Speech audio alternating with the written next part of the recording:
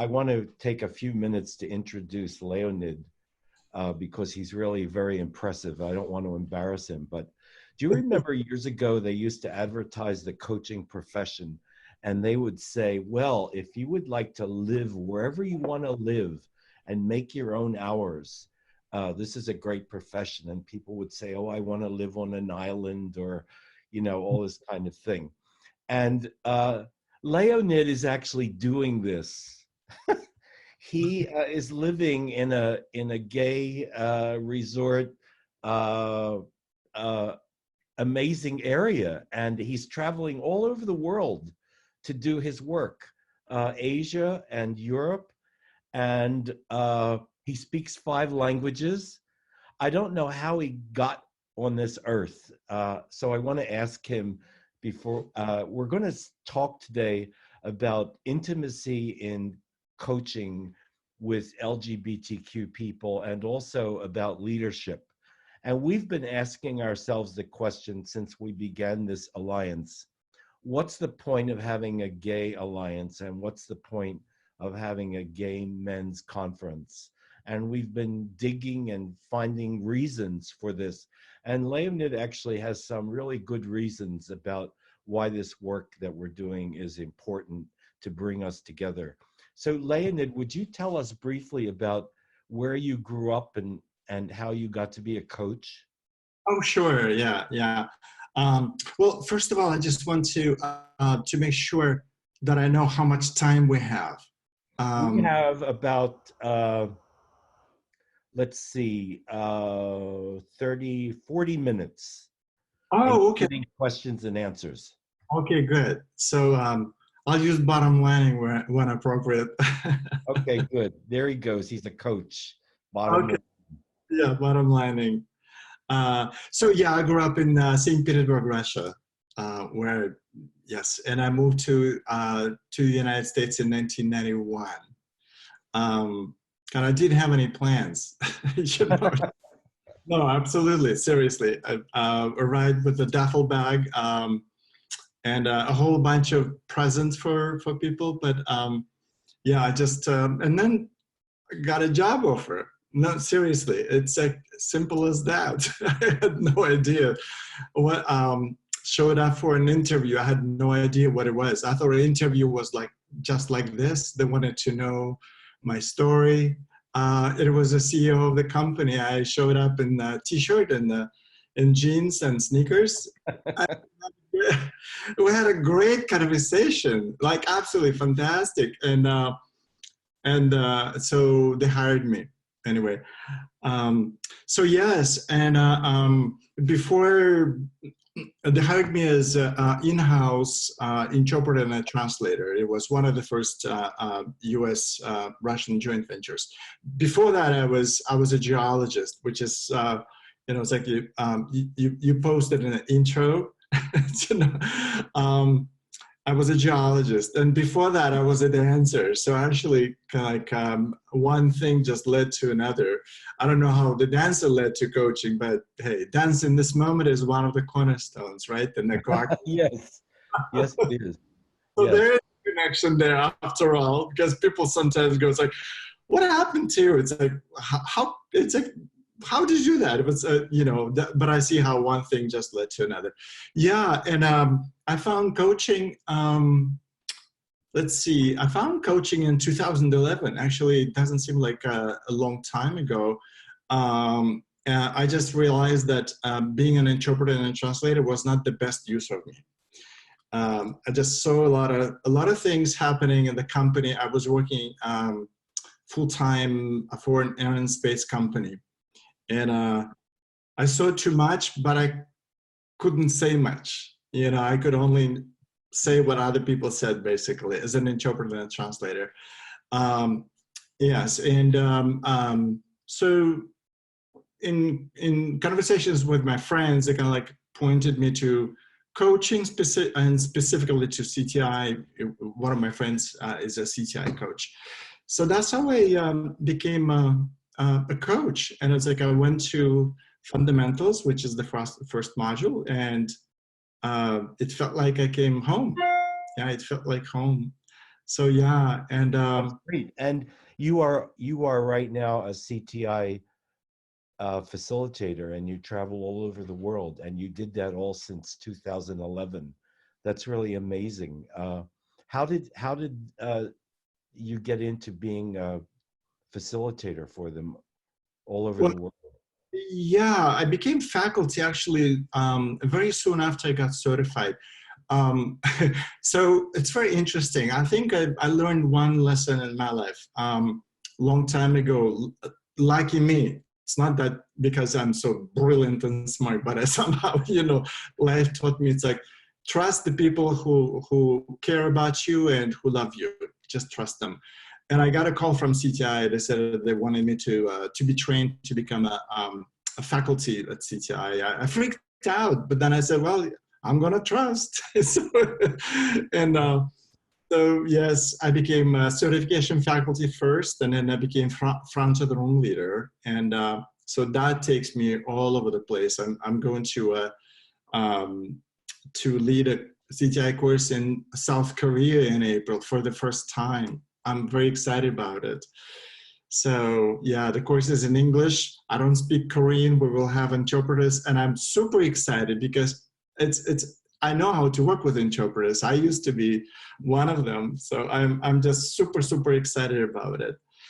Yeah, so Thank that's you how it. for, thank you Yeah. for telling us about that. And to get into the meat of the conversation is that we're going to be talking about leadership, Uh-huh. especially LGBT leadership, and also intimacy. And what brought you to the point where you wanted to focus on intimacy, especially with LGBTQ people?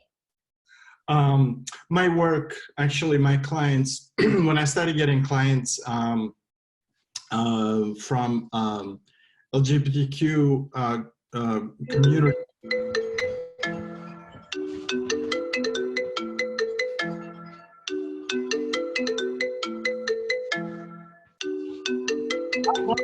I'm going to compete with that sound. I'm so sorry. I'm embarrassed. It's okay. I know it takes only like 10 seconds and it goes away. So yeah. So yeah. And seems like you're on mute now, Harry. Yeah. Yeah, you're on Sorry, mute. so sorry, everybody. All I right. turned it off. We'll I threw manage. it out in the snow. Yeah. So, I started early on when I was still in certification. I started getting clients who were gay, and gay lesbians, and so what I realized what was getting in the way. Sometimes I would coach them about their relationships, so not necessarily what. And I noticed the pattern. What actually gets in the way of them actually having healthy relationships and keeping a relationship. It was like that little thing that was just getting in the way, but it seemed to be little, but actually the impact was huge. It's the fear of intimacy. It's the fear of being seen. So the more I coached clients like that, the more I read about it, the more I started understanding where it's coming from. It was like that one part of ourselves, if we just do not accept it, whatever that part is, if we do not own our story, if we still see ourselves as a victim, we drown in it. And it gets in the way. It really gets in the way of a healthy relationship. So yeah, and then I took it further when I started getting corporate gigs and coaching, LGBTQ in the corporate world. I just realized that wow, that actually gets in the way of their leadership too. Because what it creates, lack of trust. So and trust is paramount for any leader. And in conversations with my clients, And as I kind of uncovered that, and coaching really helps, just really, really helps. So one time I remember I had a client who, I'll tell a very short story, but a very good illustration. He was a CEO. He started a company. He was the owner and the CEO of a company of 35 people, and they were doing really, really great, really great. And so overnight, literally, they lost 75% of revenue, which was one of the clients was bringing 75% of their revenue. And so, because that client, their customer got in trouble with the law, and so they kind of dropped out. So he was devastated. He said, well, I don't know what, it's like, I don't know. Everybody will probably hate me. Everybody will feel like, you know, I'm a loser, I'm not a good leader. So in coaching him, he kind of had this aha moment. It's like, you know, I'm just another human being, and I'm not perfect. Nobody is. And so he decided to just to be open and talk to his team openly with honesty. So it was very touching. The conversation went like this. He said, okay, he said, you know what? Yes, we lost this customer. And so 75% of our revenue is gone. And I don't know what to do right now. Just like when I didn't know what to do when I realized that I was gay and I didn't know how I would live my life. And he said, I'm back to that point. So the impact was huge. So so he said it felt like all of a sudden, it's like some people got tears, and it felt like he was in a family again. And then he said, well, you know, the only people I could rely on for support from was my family. So he said, well, you are my family now. And he just finished at that. What happened was phenomenal. So people didn't tell him. They kind of got together. They had a brainstorm. Somehow they came up with an amazing strategy. As a result of which, soon after this happened, they not only made up for 75% of loss, they exceeded that. So yeah, that was so beautiful. And so that was like true leadership. It's like being honest and being completely just really owning, you know, the story. And so it was quite impactful. Yeah. We love hearing these stories, and people are nodding. And when we get to the Q&A and observation, please remember what you were thinking about. You've had experiences like this. And did you have, I hate to put you on the spot, but did you have any kind of personal experience with this elementary event about being honest in your own development? Oh, yeah, for sure. Yes, for sure. I did. At some point, you know, the department that I was a part of grew in the company where I was working, an aerospace company. So there were like several in-house interpreters and translators. And so I because of seniority, I guess, I became the head of the department. And there was some tensions. Someone in my department was like super macho, super just kind of like trying to, you know, overshadow, not just overshadow, but kind of like, there were a couple of instances where, you know, that person was trying to do backstabbing, you know, and so, and I just had a conversation. I said, listen, let's just have a conversation. I said, you know, this is what's happening. And I said, it happened a long time in my life. You know, it's like long time I've been through this.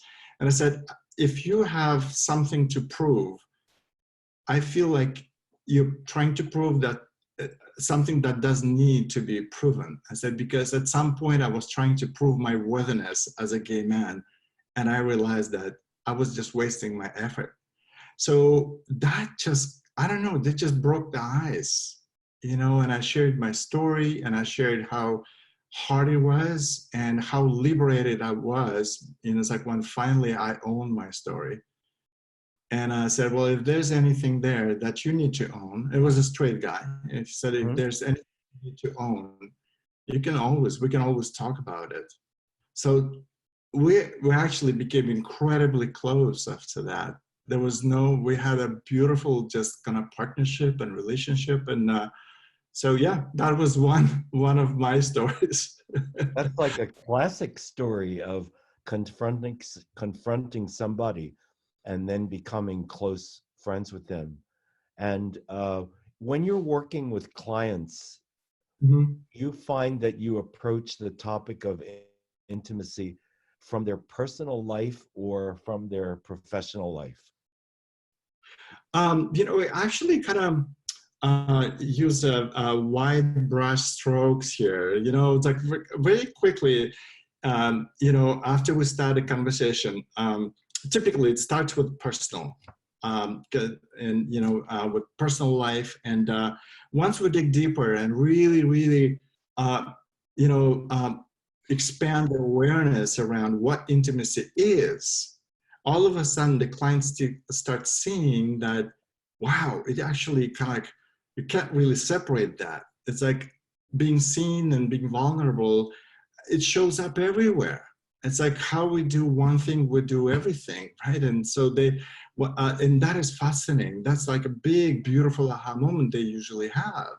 And I took a risk once. It was a company here in Europe, and the CEO was so nervous. It was a brand new CEO, and I was meeting with his counterparts. Actually, not counterparts, the owners, and the owners were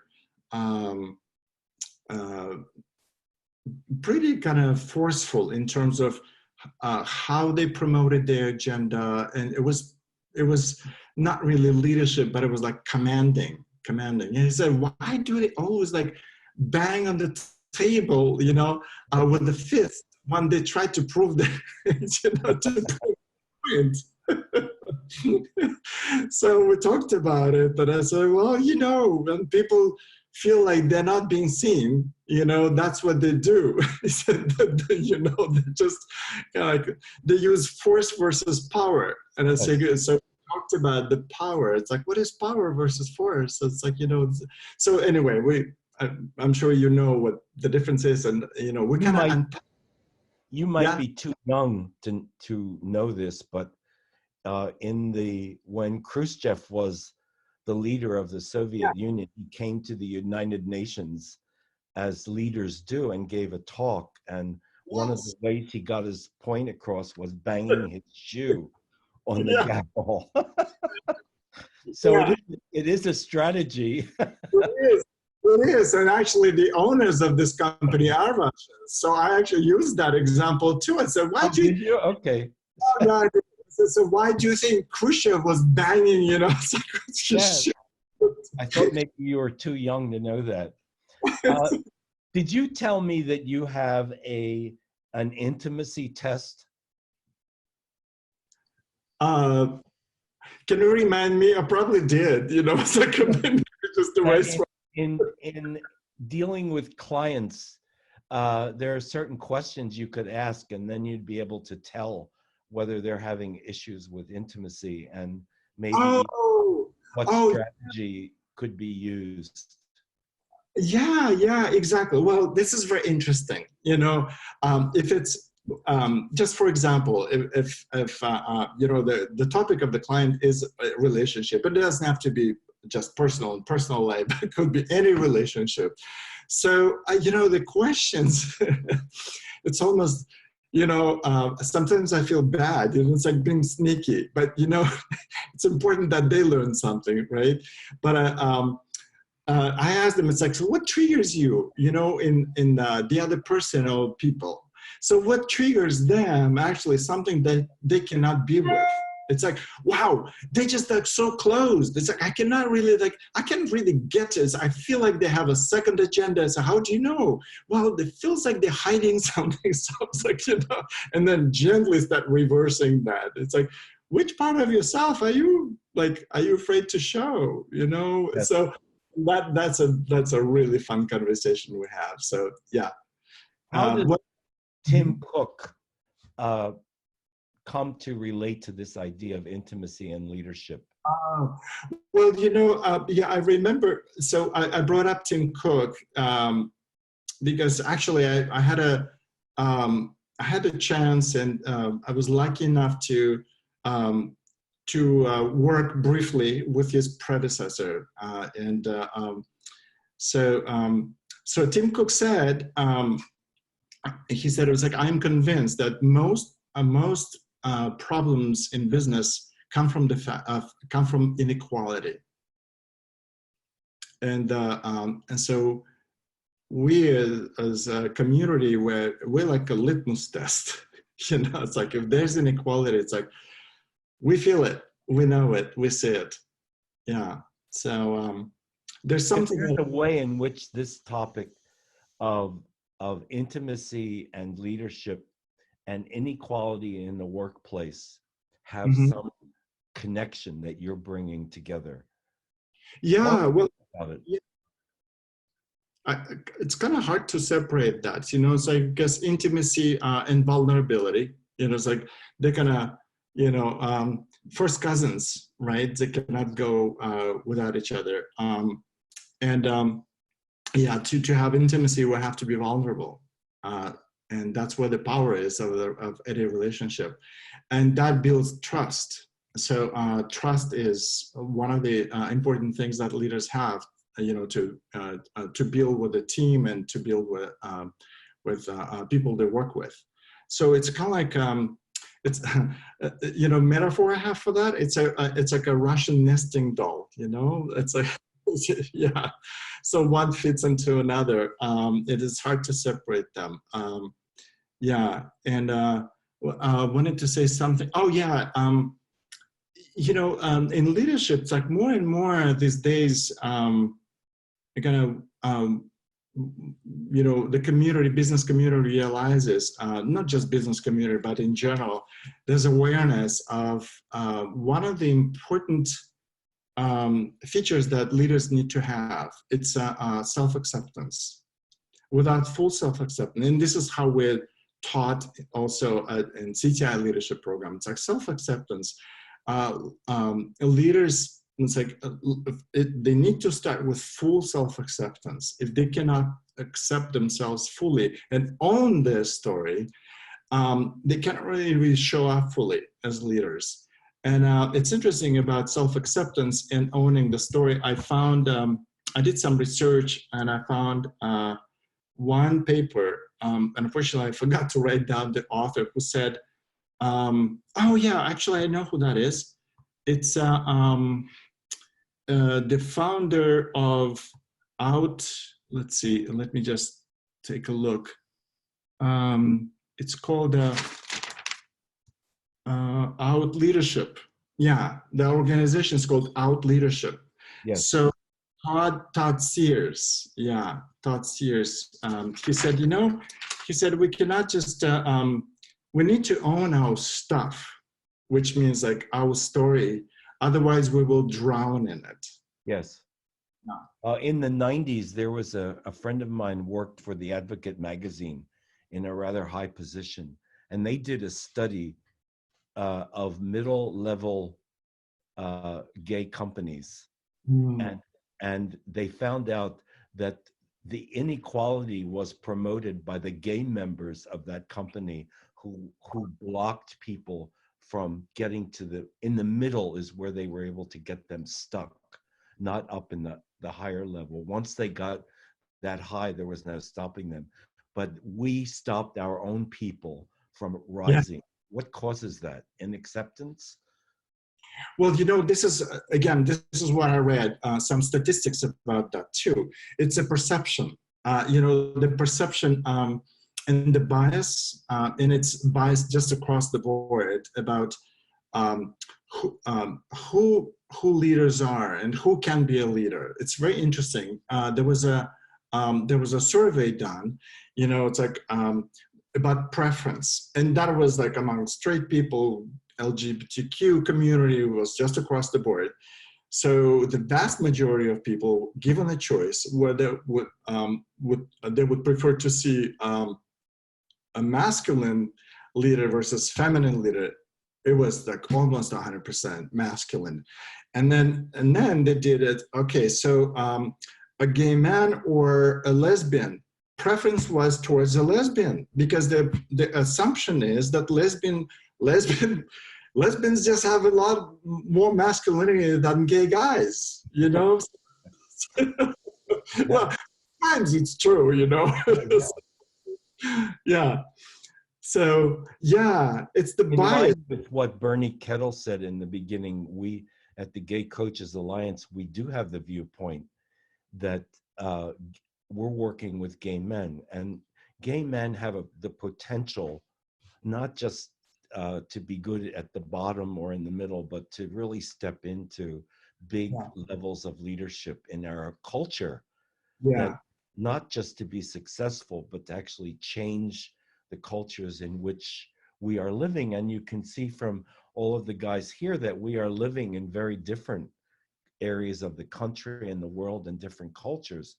So that's one of the reasons we exist. That's in our mission. How do you think we can really like put some dynamite in this and explode it so that gay men will get this message? Yeah.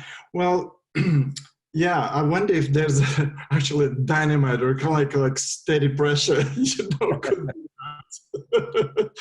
Yeah, because, honestly, it's like I just looked up recent statistics. Only 0.5%, of CEOs in Fortune 500 companies are gay.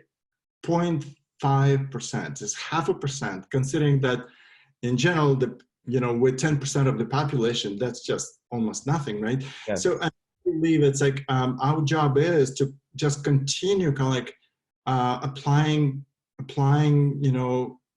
just pressure, really just keep moving in that direction. And a lot, education is a big deal. Also, I think it's, this poll that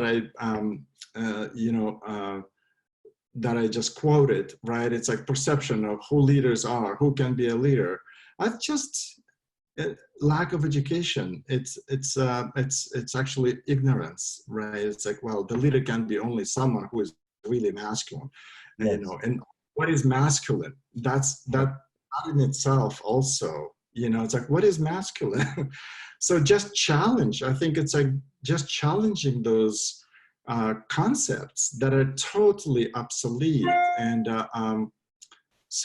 and that's why I think it's like what we do as Gay Coaches Alliance is super important. We cannot do it just alone, and I think it's like together we can create some critical mass that will actually bring the change. Yeah, that's I think very hopeful. And let's open up the conversation. It's not just a question and an answer, but if you have an observation or something that if something triggered you and you're really pissed off, tell us about that. We welcome everything.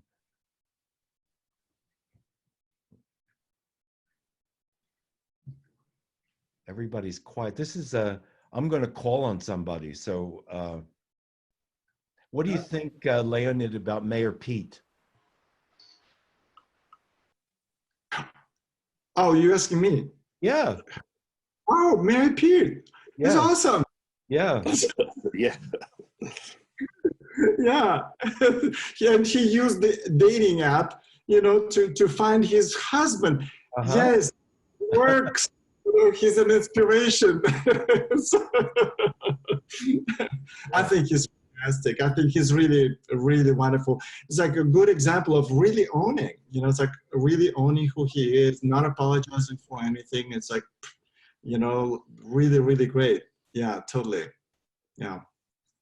And I think David had something to say.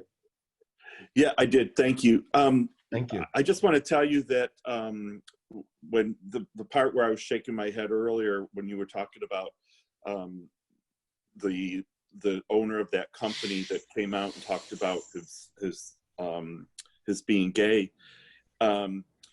So one of the things that I coach and focus on is being authentic in all aspects of your life. And I work with LGBTQ leaders and professionals, but from my own experience, I was very out at work. I worked for Verizon, and it wasn't always an easy place to be your authentic self. But I had made a commitment to myself, and that in the organization I was over, that I would be my authentic self to them. And, you know, it was a great experience. And like they, you know, they rally around you and help you and support you.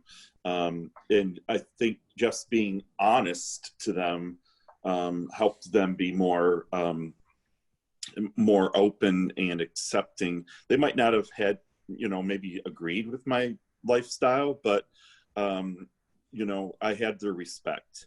And you know, it's very important to be authentic. And I just applaud you for that, because this sounds like a great area to explore further. And I'll be interested to hear more about see how the intimacy part plays out as you move forward with your practice. So thank you. Thank you. Thank you very much. Is that Jeff Nelly wants to say something? No, his hand was up though. I'll say something. Yay, Bernie.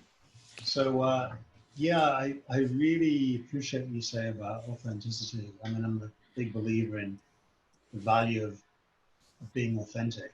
And, you know, it takes courage and vulnerability to be fully authentic. And, you know, some of you know that I'm in a men's group. I will tell you one of the most powerful experiences I had was when I was in a group of men and I realized that I was the only gay man. Normally in that group was one or two other gay men, and we had to share something vulnerable. And I realized, oh fuck, because it was about sexuality. I realized I had to talk about anal sex. I just knew that's what I had to talk about, even though I was scared shitless to talk about it. And let me tell you, the fact that I actually did it, it just was such a relief, because in my fear of telling these men, these straight men, I had all these fear of all the judgments they would have about the kind of sex that I have. And yet when I did, it was just like, I was glowing. And someone said, Bernie, you're glowing. And I also know that I modeled for them real vulnerability and authenticity. And it allowed some of the other men to go deeper than they would have done. So, and I think it's really connecting as well to be vulnerable and authentic. So I love this story you shared, and I want to encourage us to continue to be more authentic, and one way of doing that is to keep coming out. And you talked about Mayor Pete. I will tell you, there's a story. He was asked in an interview, and this doesn't matter whether you're a fan of his or not. He was asked in an interview, like, what do you say to people who say that you should repent for, for being married to a man, or for your marriage? And his response was brilliant. He goes, you know what?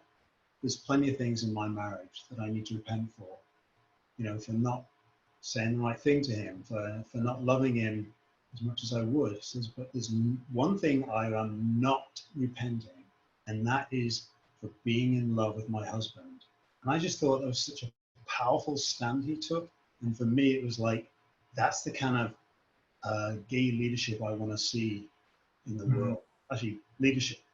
Let's just take off the word gay. Leadership I want to see in the world. That authentic, I think vulnerable. And so I want to see more of that in the world. And I think we can help more men get there.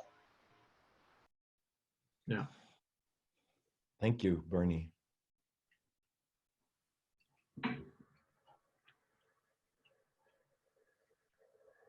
You know, I have a question that I run into with my clients. Is, you know, statistically, gay men are have some kind of sexual trauma, or statistically more than straight men. Mhm. So we're talking about something that can really impact your intimacy and your ability to be intimate with people. So how have you seen that in your work with with this community? Yeah, Patrick, that you know all that wounding, right, happens with gay men particularly quite a bit. Um, I typically I coach in this modality called great story coaching that I was trained in. Just in a nutshell, what it means. First of all, recognizing that, you know, that it really happened, and recognizing taking ownership, and also recognizing, you know, how it got. It's like what the strategy that was developed, you know, from that wounding. What was the strategy, and what was we call the big lie contract? You know, it's like the world is a scary place. I cannot trust anybody. I need to hide. I need to hide this part of me. So that's basically the second part. And then and taking also responsibility for what you know, what we created after that. You know, using the strategy. It's a vulnerable and a beautiful, powerful process. So and then typically it's like, actually I would say it's like every time when it comes to the strategy, recognizing it's like, oh, this is how I learned to navigate this world. You know, the intimacy shows up. It's like, and this is what prevents me from actually getting fully open, being fully open and vulnerable and authentic with my partners. You know, and because that gets in the way. So, and then they make a choice. First of all, recognizing that that strategy worked when the wounding happened. I needed to preserve, protect myself, but it's not working now any longer. And then you move to the next one, next phase. It's like, so if that was not working, so what is now? And then, you know, the process of creating a new, not even strategy, but really kind of like living a, we call the great story starts, and it's a really beautiful process. So if you're interested in it, I can send you a little bit more material about that. Yeah, I can send you a little bit more material. Yeah, and I just absolutely love that that modality. It just really works. So basically moving from that wounding that happened, you know, towards recognizing what happened, and then taking ownership, recognizing the strategy and taking ownership of the strategy, and letting go. Typically, there's a lot of shame and guilt associated with that. Which surprised me. Like when I started coaching from that, I was like, oh, wow, actually everyone had, you know, some guilt and shame around being wounded. It's like, wow, and that was an eye opener for me, right? It's like, so yeah, what did you know? It's like the teenager, what did you know, you know, back then? Yeah, there was something wrong with me. This is the story I made up. And then releasing that shame and guilt typically automatically comes with letting go of shaming and blaming others. So yeah, and that is a beautiful process of just kind of liberating.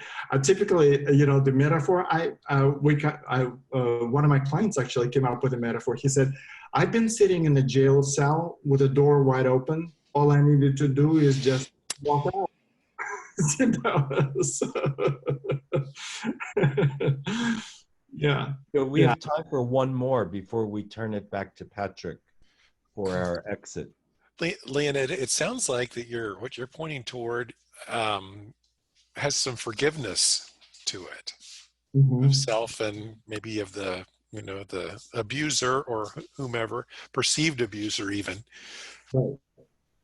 Yeah, without making them right, letting go of their shame and shame. Yeah, yeah. So yeah, that's a powerful pivoting point typically in coaching. Yeah, in that particular situation. Yeah. Thank you, Tim. One more. Going once. Well, thank you all for being here, and I'm so happy that so many of you are coming to the conference in May. We'll be here in March and April, and the next month we'll be talking about the Pre-Conference Institute.